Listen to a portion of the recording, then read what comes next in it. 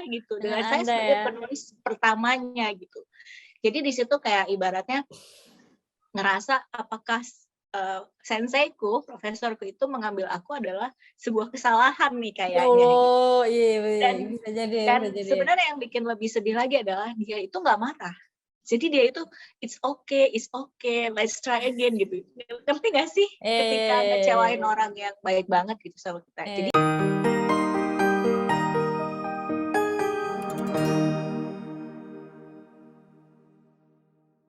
halo tetangga Rita di sini. Kita pakai baju yang sama karena kita recording pada saat yang sama. Kayaknya sekali ketemu hajar ya kan? betul sekali. Siap. Jadi kita mau bahas apa sih kali ini? Cerita tentang kegagalan atas penolakan jurnal. Ya benar. Hari ini kan kalau tadi mungkin topiknya berat gitu ya, literatur tadi. Kali ini kita bakal sharing cerita, tentang bener-bener cerita pengalaman lah. Cerita kegagalan. Ya, Rejection, penting loh. Orang tuh belajar dari kegagalan ya kan. Dan Asik sekali, kegagalan orang itu bisa menjadi supporting juga kan buat yang lain. Yoi nggak bro? Benar, mungkin ini kalau teman-teman S3 yang dengar atau yang mau nyelesain studi, ini tuh kayak ini kayaknya I'm not alone gitu. Yoi, gue ngerasain banget you are not alone bro. You are not alone.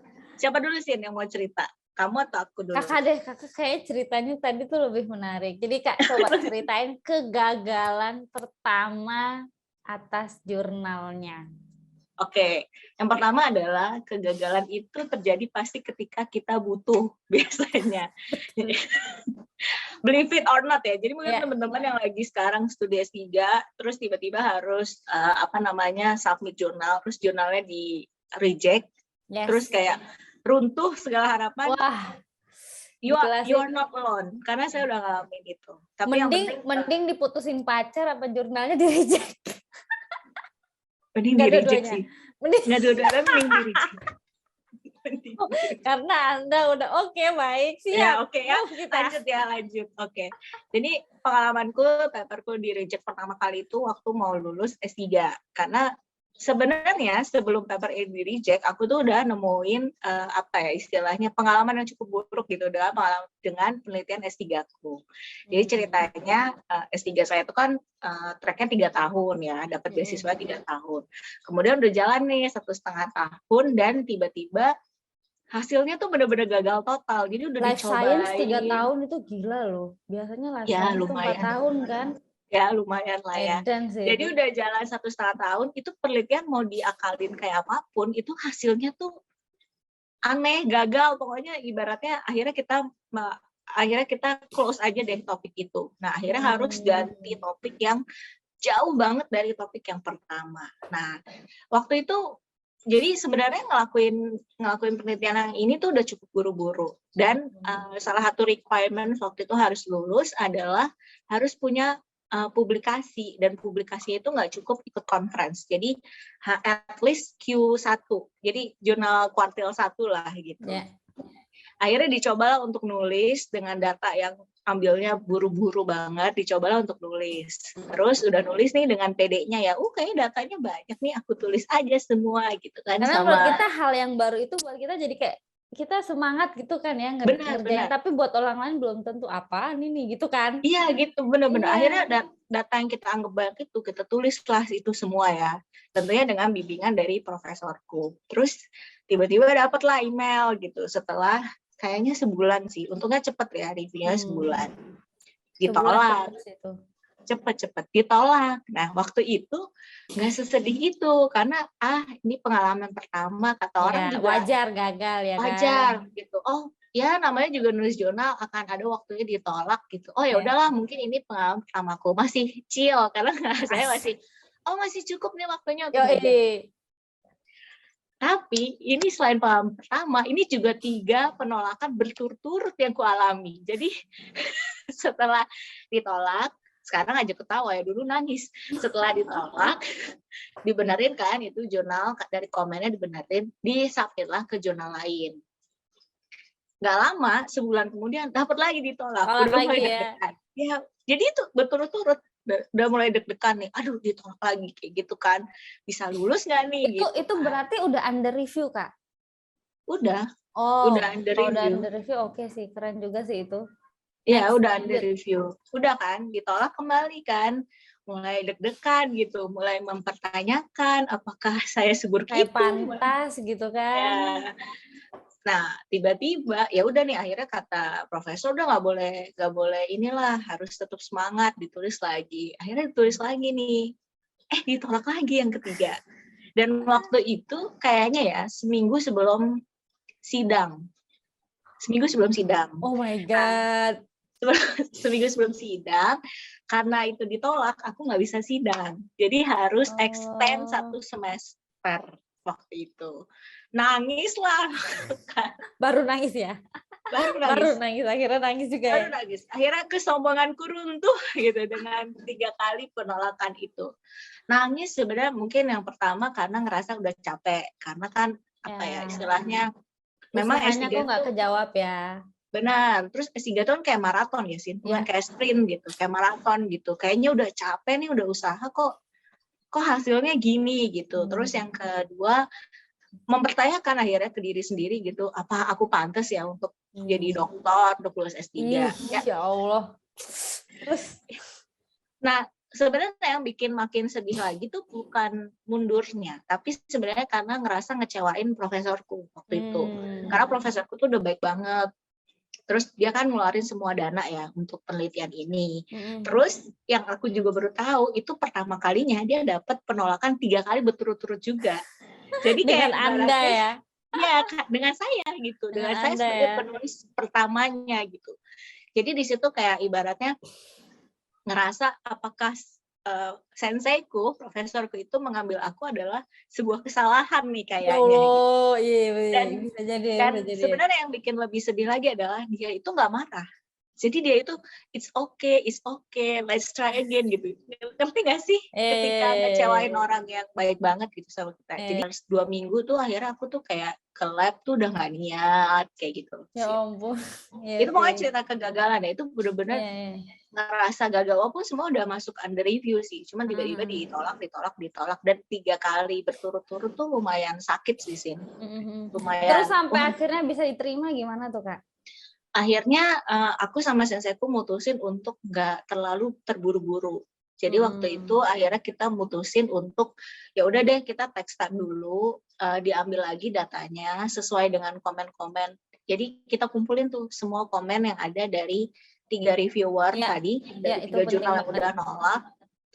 Terus akhirnya kita coba untuk benerin satu-satu dari ceritanya, alurnya dibenerin kayak gitu. Kemudian mungkin juga ada pembahasan yang kita kurang tepat dan itu lumayan text time sih. Jadi waktu itu akhirnya aku memutuskan untuk extend S3. Kemudian sebenarnya lumayan seru sih ini keterimanya ya, karena aku itu akhirnya nulis itu nggak langsung lagi sih, jadi ada jeda 5 bulan kalau nggak salah. Jadi sebenarnya pas mau udah extend, pas mau sidang berikutnya itu aku belum punya paper, tetap aja belum punya paper. Tapi boleh maju. Nah waktu itu udah bilang ke sensei nih, ini waktu itu kan dia nawarin lagi buat extend kan. Terus aku cuma bilang gini, ya udah deh aku sidang aja, nggak lulus nggak apa-apa kok. Tapi aku sidang karena aku pengen tahu nih, benar nggak sih kerjaku yang nggak bagus gitu. Kalau misalnya orang bilang, oh kamu kurang nih, memang kamu kurang, jadi kamu nggak pantas buat lulus. It's okay. Karena waktu itu sebenarnya udah 90% nggak akan lulusin.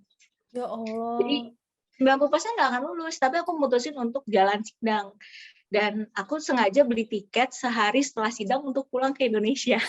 Jadi waktu itu gini, misalnya dapat kabar nggak lulus dan harus extend, aku ada di Indonesia gitu. Iya, betul banget, itu betul banget. Ya, I feel you banget. Ya, jadi nggak terlalu sedih. Jadi waktu itu nggak terlalu sedih. Akhirnya sidang sih, akhirnya dibolehin untuk sidang, tapi sidangnya 2 kali, bayangin. Jadi orang lain sidang sekali kan, aku sidang 2 kali. Jadi pagi sidang, ternyata dewan pengujinya nggak lengkap karena ada dewan penguji yang harus pergi ke luar kota.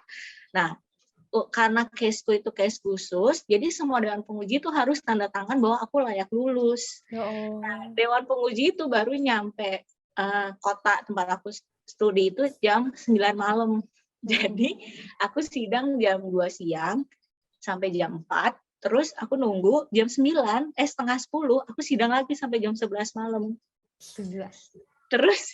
Terus jam 6 paginya aku harus ke bandara karena pulang ke Indonesia.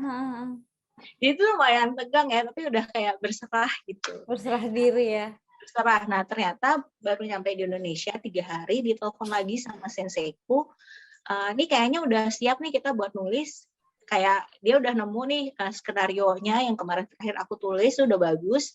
Kamu pulang ya ke Jepang. Jadi yang harusnya aku di Indonesia 2 minggu, aku cuma 4 hari. 4 hari nggak apa-apa, yang penting gue pulang ya kan. Yang penting gue ngerasain Indonesia gitu kan. Iya. Tapi good news-nya adalah pas aku pulang, kayak aku 2 minggu deh, terus submit jurnal, terus abis itu dibolehin lulus seminggu sebelum wisuda, tiba-tiba dikabarin ya udah kamu boleh wisuda gitu. Nangis nggak sih Kak? Waktu itu kayak wah gitu. Nangis nggak sih itu? Gitu.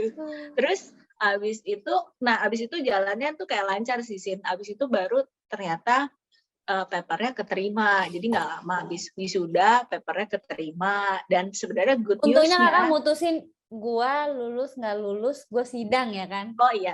Gimana ya, kalau nentuin, kalau berpatokan pada paper yang belum diterima dan belum sidang kan lebih repot kan ya.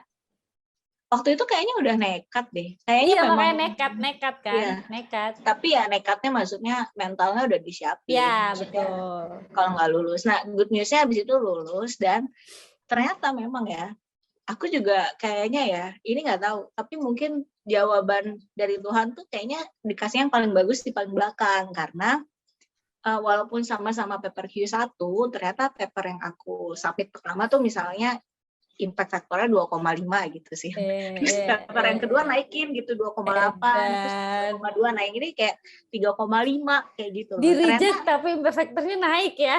Ya, memang agak sombong gitu. Anda memang nggak pantas di bawah, Anda tuh pantasnya di atas memang. Ya kan?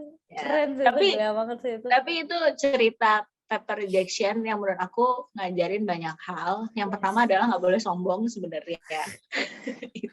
Manusia itu sombong sekali memang. Iya, karena dulu aku ngerasa sih S1, S2 tapi aku bener loh, aku sama banget. Ya, aku ngerasa S1, S2 aku lancar. Terus waktu aku masuk S3, aku bilang nih, 2,5 tahun kelar lah gitu. Dengan sombongnya gitu.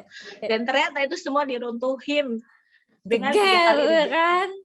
Gitu, hilang aja. Semua sombong itu hilang. Pertama, ngajarin buat nggak sombong. Kedua, ngajarin untuk S3 itu maraton. Jadi kamu jangan ngarep itu sprinter, tapi itu maraton. Jadi seberapa kuat endurance kamu dan nggak boleh nyerah. Jadi jatuh boleh, tapi harus berdiri lagi.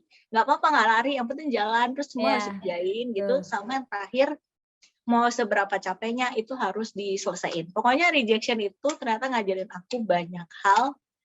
Aku boleh nambahin nggak dari cerita Katari? Boleh, Sinta malah harus cerita nih rejection kamu. Kayaknya ini kita pisahin cerita Katari dan cerita aku ya. Ini boleh.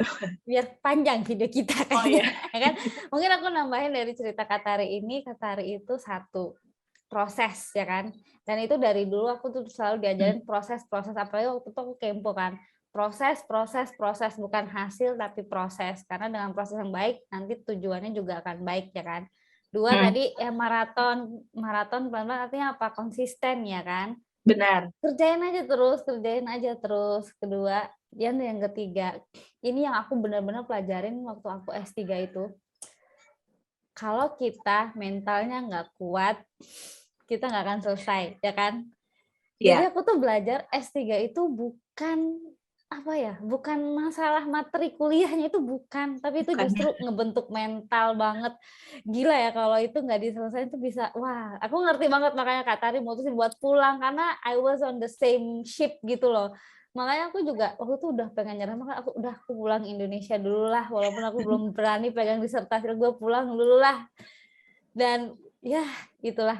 Ini menarik banget ya cerita rejection Kak Tari ya. dari yang jurnal rejectnya di awal, yang cuma imperfect factornya 2, naik, ya iya kan, karena itu gak cuman sih, Sing, karena itu semua kita tetap Q1 sih. Iya, cuma ini berat ya kan? Cumanya berat. Iya, luar biasa ya. Ini menarik banget nih, Kak. Mungkin sampai sini dulu ya video kali ini, kita keep. Boleh. Cerita saya di video berikutnya, jadi kita nyetok video malam ini. Terima kasih Kak Tari untuk cerita yang sangat menginspiratif. Semoga teman-teman yang sedang berjuang PhD, semoga one day later itu akan menjadi finally done dengan tulisan finally done. Iya, finally.